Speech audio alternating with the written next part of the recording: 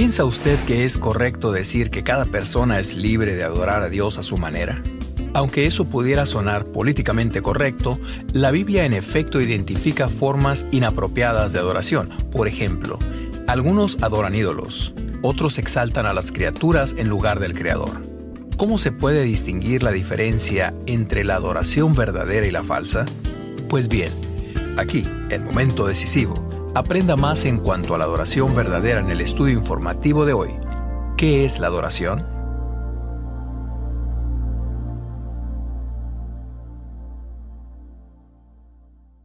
Ahora, continuando con la serie El anhelo de mi corazón, con ustedes el autor y maestro bíblico de Momento Decisivo, el Dr. David Jeremiah, para hablarnos un poco más en cuanto al programa de hoy. Muchas gracias por acompañarnos en esta nueva edición de Momento Decisivo. Hoy vamos a dar un segundo paso en nuestro estudio de la adoración en la serie titulada El anhelo de mi corazón. Hoy vamos a definir qué es la adoración. También vamos a hablar de lo que no es la adoración, porque es importante saber la diferencia de modo que podamos mirarla claramente y descubrir qué es propiamente la adoración. Sería trágico emprender este recorrido y dedicar tiempo para hablar de la adoración sin que la hayamos definido. Así que vamos a hacer eso hoy. Espero que sea un estímulo para usted. Empecemos la lección de hoy titulada ¿Qué es la adoración? Abramos nuestro corazón y descubramos nosotros mismos el significado de este término importante.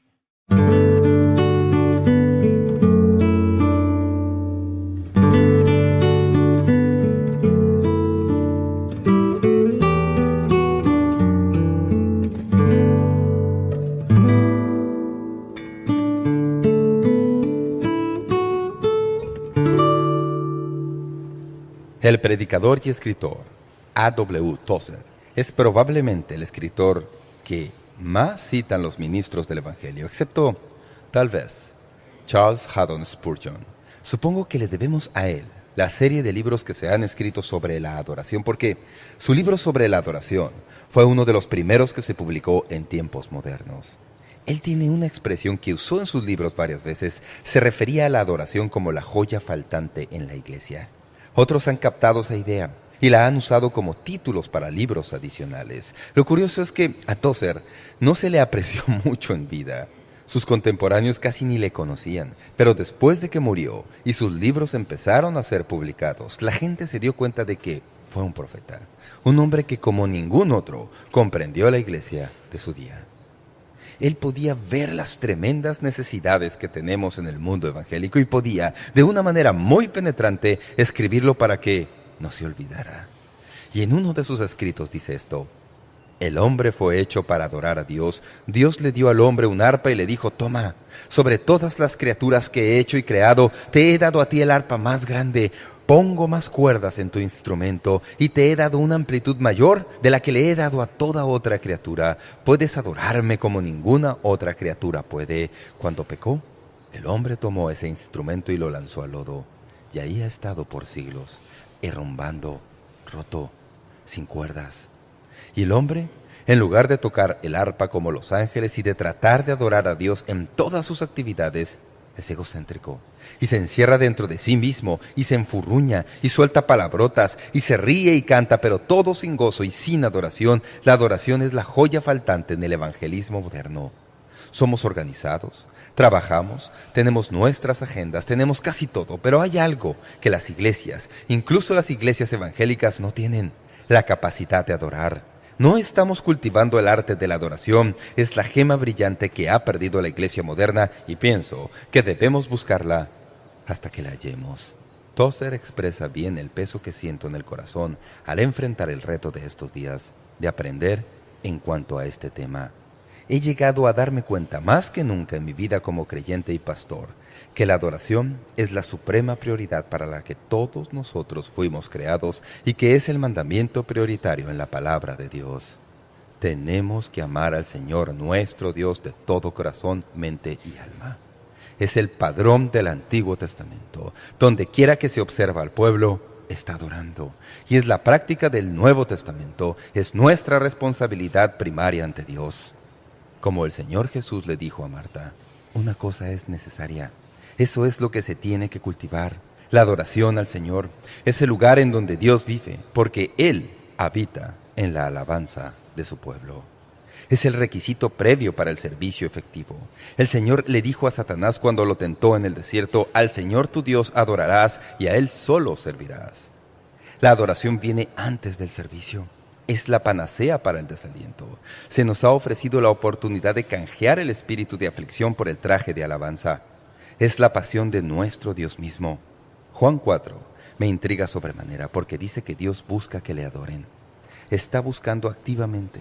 Sus ojos van de aquí para allá por toda la tierra, buscando que le adoren en espíritu y en verdad. Si la adoración es tan alta prioridad, y si es aquello para lo que hemos sido creados, entonces, ¿cómo debemos practicarla? ¿Qué significa en realidad la adoración?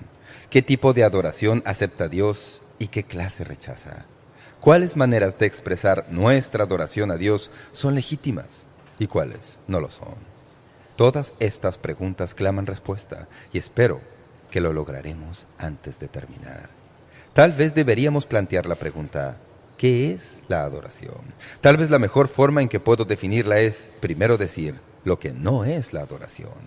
Tal vez puedo ayudarles a entender, al estudiar las Escrituras, que hay ciertos tipos de adoración que Dios no acepta.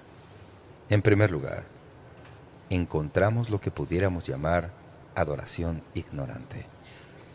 Cuando Jesús hablaba con la samaritana en cuanto a la adoración, le dijo: «Vosotros adoráis lo que no sabéis».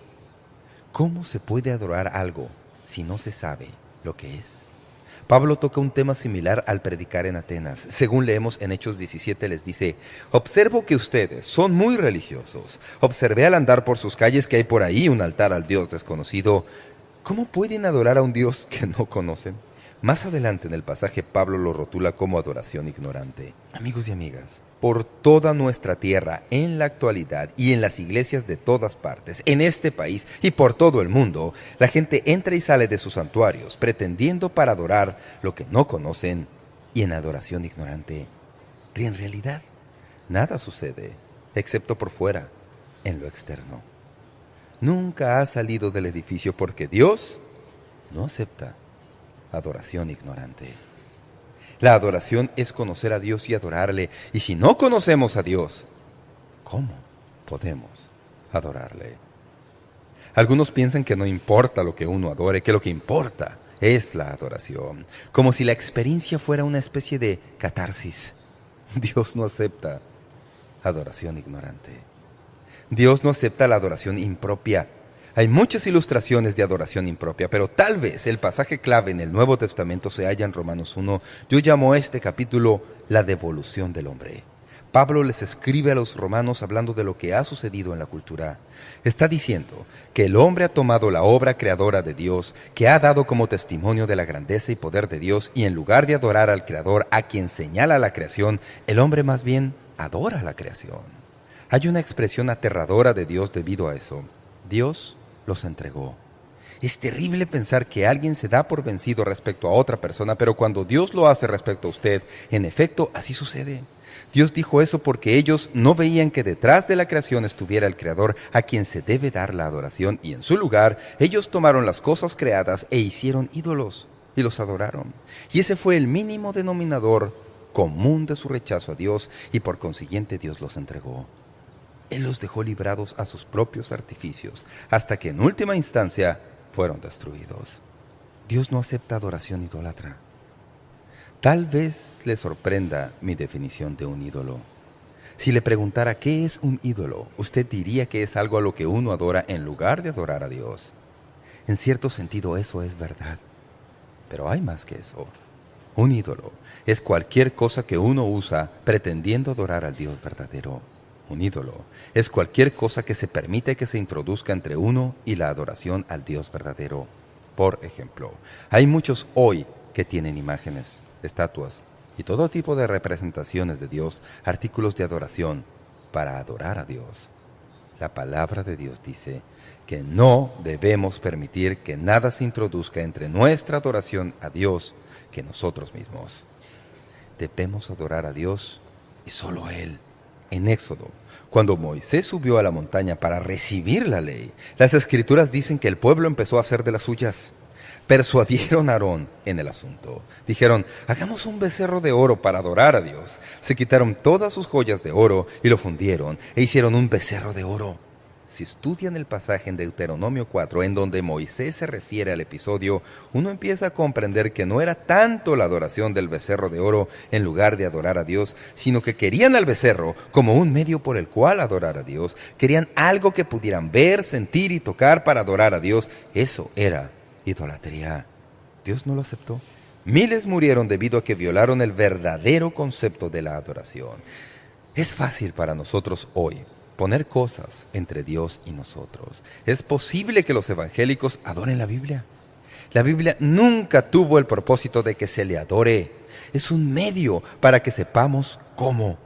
Algunos llevan objetos colgados al cuello, o los ponen en el tablero de sus coches, o lo que sea. Como medio de adoración, Dios quiere que se le adore totalmente de corazón puro y debemos adorarle a Él. Cualquier cosa que pongamos entre Dios y nosotros es un ídolo. Dios no acepta adoración inferior. Tal vez en la Biblia se escribe más en cuanto a esto que respecto a cualquier otra cosa. El profeta Malaquías fue un profeta muy fuerte, apasionado, que escribió a los judíos después del exilio en cuanto a cómo ellos habían permitido que su adoración al Señor degenerara. Este predicador se puso frente a estos judíos y les dijo, ustedes traen a Dios animales que jamás se permitirían presentar a los gobernantes para pagar los impuestos. No traen a Dios lo mejor, le traen las obras. Van a sus rebaños y buscan una cabra vieja y enferma o un cordero viejo en malas condiciones y se lo traen a Dios y dicen, Señor, esta es mi adoración. Lean el libro de Malaquías y escuchen lo que el predicador dice respecto a esto. Él dice que Dios es un Dios grande y que debemos traerle a Dios lo mejor que tenemos. Dios quiere las primicias de nuestra vida y no las obras. Él quiere lo mejor que podamos presentarle en términos de nuestros dones, capacidades, dinero y talentos. Por eso, si decimos que no tenemos una dedicación a la excelencia, no entendemos la adoración. La adoración es tomar lo mejor que tenemos y traérselo a Dios como nuestra ofrenda a Él. Ahora bien, lo mejor que tengamos tal vez no sea el máximo estándar de excelencia en la tierra. Ese no es el asunto. La cuestión no es si somos mejores que algún otro. La cuestión es si somos lo mejor de acuerdo a nuestro potencial. Entonces le traemos a Dios y le decimos, aquí está mi ofrenda de adoración a ti. Dios no acepta adoración inferior. Muy a menudo en la iglesia, y he estado en iglesias toda mi vida, soy hijo de pastor, lo que uno oye es simplemente para la iglesia. No, es para Dios. Me atrevería a decir que si Dios estuviera físicamente presente aquí, no le traerían cualquier cachivache viejo que tengan estorbándoles en la casa. Le traerían lo mejor que tienen. Dios no acepta adoración inferior. Si Él no acepta eso, ¿qué le traemos? Permítanme recalcar que responder a eso es importante. Es importante debido al desastre que sucede cuando las personas no adoran como es debido. Nadab y Abiú ofrecieron fuego extraño. Fueron historia al instante. Ya he mencionado que cuando hicieron el becerro de oro para adorar a Dios, miles murieron por su pecado. Pienso en el rey Saúl, que un día se impacientó porque el profeta y sacerdote Samuel no se asomó a tiempo para ofrecer el sacrificio según se suponía. Saúl se impacientó, decidió no esperar a Samuel y lo ofreció por cuenta propia. Ofreció a Dios un sacrificio impropio, y debido a eso Dios le dijo a Saúl, debido a lo que hiciste, te quito del reino, y ya no podrás ser rey. Quiero que entiendan esto, porque a veces tenemos una actitud de algo sí y algo no en cuanto a la adoración. Es muy importante. Es muy importante saber no solo que Dios desea que se le adore, sino hacer lo mejor que podamos para descubrir cómo quiere que se le adore. Él considera como muy importante que sepamos lo que sí es la adoración. En primer lugar, la adoración es una respuesta de obediencia a Dios. Dios no nos ha dado la opción de adorarle o no adorarle. He estudiado los Salmos, y en los Salmos hay tanto material sobre la adoración que es difícil saber qué incluir y qué dejar fuera. La adoración es un mandato que Dios nos ha dado. No es una opción, es una responsabilidad, un deber que todos tenemos. Salmo 92:2. Dad a Jehová la gloria debida a su nombre, y adorad a Jehová en la hermosura de la santidad. Salmos 95:2. Lleguemos ante su presencia con alabanza, aclamémosle con cánticos. Venid y adoremos y postrémonos, arrodillémonos delante de Jehová nuestro Hacedor. Salmo 96. Porque grande es Jehová y digno de suprema alabanza, alabanza y magnificencia delante de él, poder y gloria en su santuario. Adorad a Jehová en la hermosura de la santidad. Cuando se leen las Escrituras, lo que se descubre es que de acuerdo a la palabra de Dios, las criaturas deben amar a Dios con todo su corazón, alma y mente. Deben alabarle, bendecirle, rendirle gloria, exaltarlo, temerlo, regocijarse en él y darle gracias. Todo eso y otros cientos de mandatos que nos recuerdan que no tenemos opción si vamos a ser hijos obedientes en cuanto a adorar a Dios o no. La adoración es un mandato. Es la responsabilidad prioritaria y la respuesta de obediencia de nuestros corazones. Algunos dicen que vienen para oírme predicar y que todo lo que hacemos antes de la predicación no les sirve gran cosa. Mi predicación no les va a servir de gran cosa, porque si esa es su actitud, usted es una persona desobediente. No debe venir a este santuario pasivamente para soportar los primeros momentos hasta que lleguemos al momento de la enseñanza. Ustedes saben lo importante que yo considero todo eso. Su primera prioridad al asistir a la iglesia no es lo que usted va a sacar de su asistencia, sino lo que va a darle a Dios en respuesta mediante su ejercicio de la adoración en obediencia a la palabra de Dios. No hacer eso es perderse todo lo que Dios quiere para usted. No pienso que pueda obtener de la enseñanza de la palabra de Dios todo lo que Él quiere que usted tenga si primero usted no le da a Dios la respuesta de obediencia que Él exige de usted. Trate de hacerlo por las próximas semanas y vea si no tengo razón. Venga a Dios antes del servicio y pídale que le ayude a darle su adoración en el servicio con todo su corazón. Luego observe lo que sucede cuando Dios empieza a hablarle mediante su palabra en el mensaje. Hay un pasaje que he leído muchas veces, pero nunca en el contexto de la adoración, pero es un pasaje muy poderoso de las Escrituras. Permítanme decirles, antes de leerlo, que muchos de nosotros volveremos a esta porción de la palabra de Dios en los días venideros para decidir cómo vamos a responder a lo que Dios nos dice. Permítanme explicar lo que tiene lugar aquí. Jesús está en una conversación con los escribas y fariseos, y como pueden imaginarse, hay conflicto. Leemos en Mateo 15:1. Entonces se acercaron a Jesús ciertos escribas y fariseos de Jerusalén, diciendo: ¿Por qué tus discípulos quebrantan la tradición de los ancianos? ¿Por qué no se lavan las manos cuando comen pan? Ahora, supongo que no hay ni un solo niño o niña en todo el mundo que no le hubiera gustado saber en cuanto a este pasaje al crecer. Pero aquí hay mucho más que eso. Respondiendo él les dijo: porque también vosotros quebrantáis el mandamiento de Dios por vuestra tradición. Hay dos transgresiones que se mencionan aquí. En el primer caso, los fariseos le dicen a Jesús: tus discípulos están quebrantando las tradiciones. Jesús les dice: un momento, esperen un momento. El problema no es la transgresión de la tradición. El problema es que con sus tradiciones ustedes están quebrantando el mandamiento de Dios.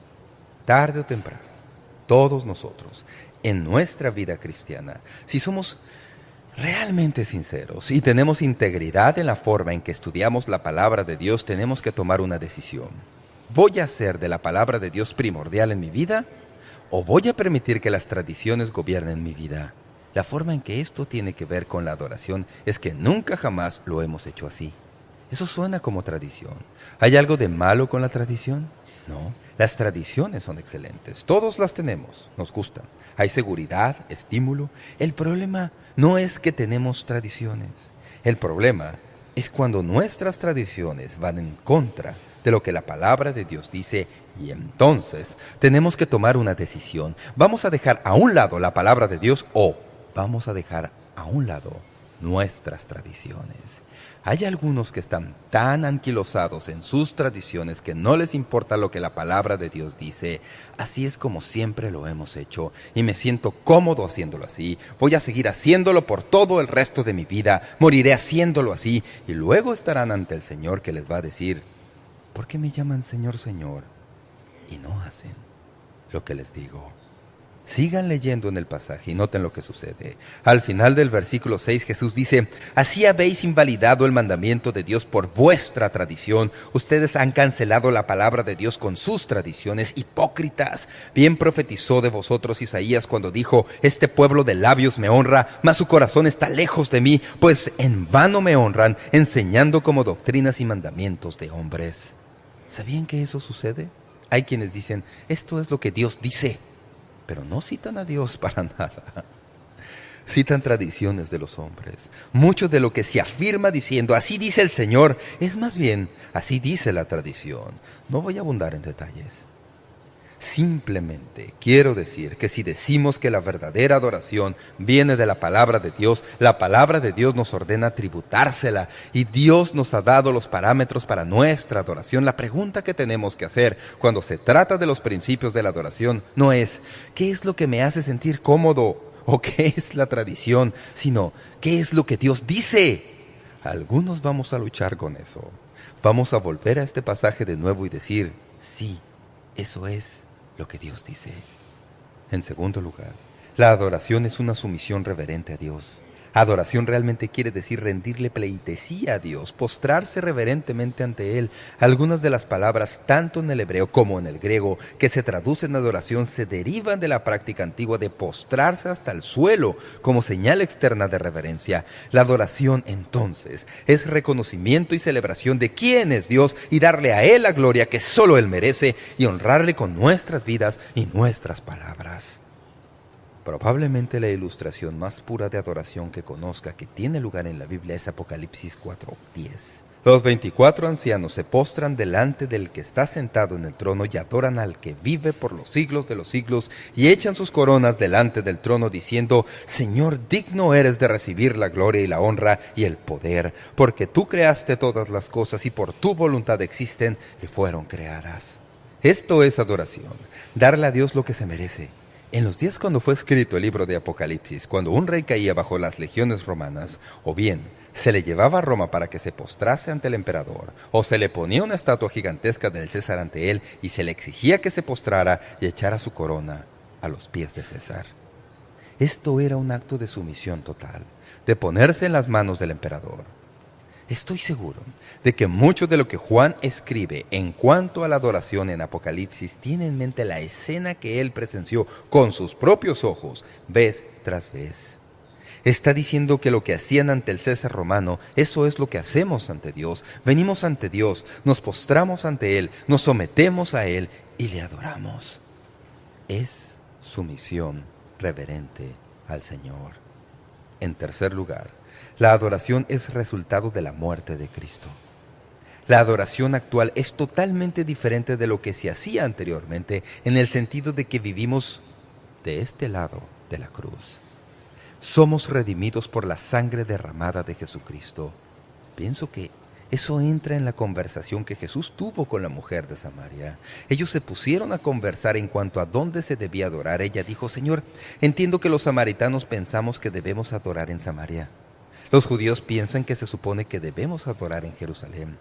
Jesús dijo: Mujer, la hora viene y ya ha llegado, cuando los verdaderos adoradores no me adorarán ni aquí ni allá, sino que adorarán en espíritu y en verdad, porque esa es la adoración que busca el Padre. La hora que venía y ya estaba ahí, en la misma presencia de ella, era la hora de Cristo. Cuando Jesús murió en la cruz, todas las cosas que acompañaron ese momento, el velo siendo rasgado en el templo, partido de arriba abajo como señal visible de que el camino al lugar santísimo fue abierto mediante la sangre de Jesucristo en la cruz. El hombre ya no tiene que ir a un sacerdote, ya no tiene que estar en un lugar especial, debido a que Cristo murió en la cruz y pagó la pena de todos nuestros pecados. Ahora llegamos al sacerdocio de todo creyente y adoramos a Dios debido al sacrificio de Cristo. Si realmente entendemos eso, entenderíamos por qué la adoración corporativa es celebración, es una fiesta. No quiero hacer de esto frivolidad, pero no es cuestión de que vengamos y nos sentemos en hileras con caras largas.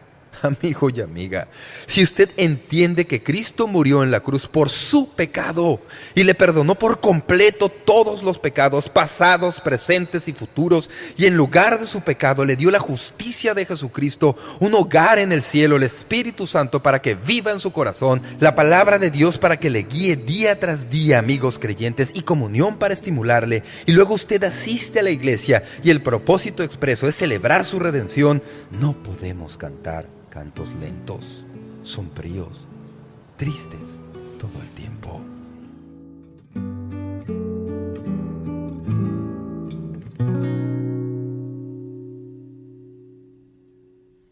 Esa es una pregunta muy importante en todo aspecto de nuestra vida, ¿verdad?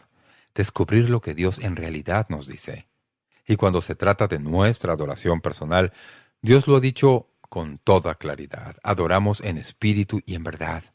Al continuar entendiendo esto en esta serie, espero que permitamos que Dios hable a nuestro corazón en cuanto a la importancia de la prioridad de pasar tiempo con Él todos los días, individualmente. De nuevo, esta serie de mensajes no trata primordialmente de reuniones en un templo. No es cuestión de coros y orquestas y grupos de cantores. Es cuestión de la relación personal, de persona a persona, de uno a uno, con Dios.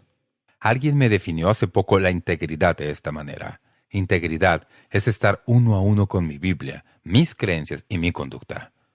Eso va directamente a la esencia de quiénes somos, y cuando permitimos que Dios nos hable de esa manera, aprendemos cómo adorar.